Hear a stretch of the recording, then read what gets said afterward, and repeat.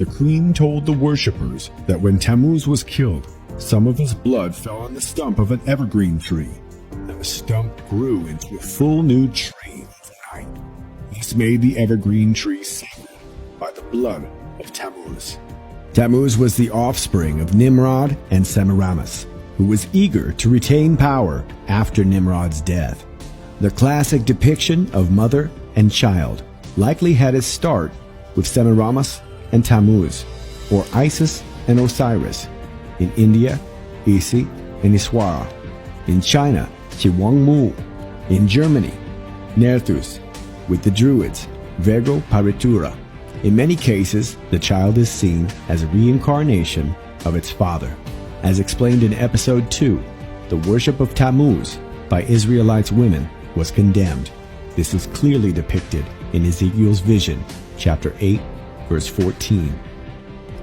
Brought me to the door of the gate of the Lord's house, which was toward the north, and behold, there sat women weeping for Tammuz. Nimrod was seen as the old stump, and the new evergreen was seen as the newly resurrected Tammuz. This idolatry was a primary cause of Babylon's destruction, and Ezekiel's vision was the prophetic warning. So considering these ideas, is the modern Christian tree, in the home, or even the church, something that is pleasing to God? Is it not blatant disobedience and worship of false gods, the very same that has led to the destruction of even the mightiest of rulers? The Bible appears to be very clear about not only these rituals and the weeping for Tammuz, but also the ramifications for such behavior.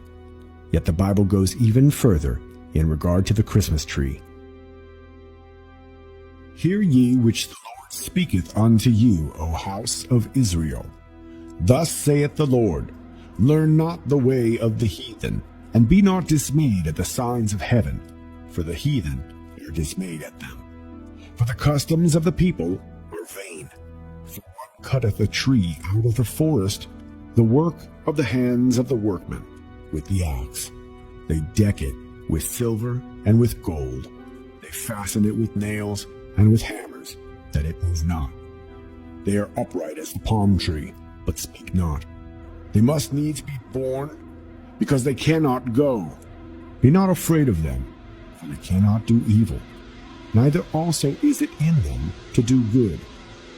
For they also built them high places, and images, and groves, on every high hill, and under every green tree. Groves is referring to the Hebrew Asherah, meaning to be erect or upright. It was often from a stump representing Nimrod that would be carved and connected with Baal worship and the Kabbalist tree of life. The Bible speaks of cutting down these Asherah poles or trees. Asherah also represents the mother goddess and consort of El, the chief god. El is the Semitic term for God or deity, as in Elohim, Israel, Angel. Semitic civilizations related El to Saturn, the supreme deity represented by a black cube, a representation of Saturn's North Pole, also spoken of in Christmas lore, as the home of Santa, curiously close to Satan. Saturn's North Pole forms a perfect hexagon, with each of its 6 sides close to the projected diameter of the Earth. The cube is a 3-dimensional representation of the 2-dimensional hexagonal North Pole of Saturn. The black cube can be seen almost everywhere, including in the holy city of Mecca, also known as the Hypercube, or known to Muslims as the Kaaba, where Allah is worshipped. Worshippers act as the rings of Saturn by rotating around the cube. When the cube is unfolded, we have the symbol of the Christian cross, another symbol that the Bible never speaks of worshiping. This cube is worn by many Jews over the third eye, called tefillin, and even the number of the beast has a relation to the black sun. The black cube symbolism is all around us, in name and in our art, film culture, and architecture. At the United Nations, there is a curious meditation room with a large black cube in the center. This was donated by the King of Sweden, maintained by the Lucius Trust, which was originally called the Lucifer Trust.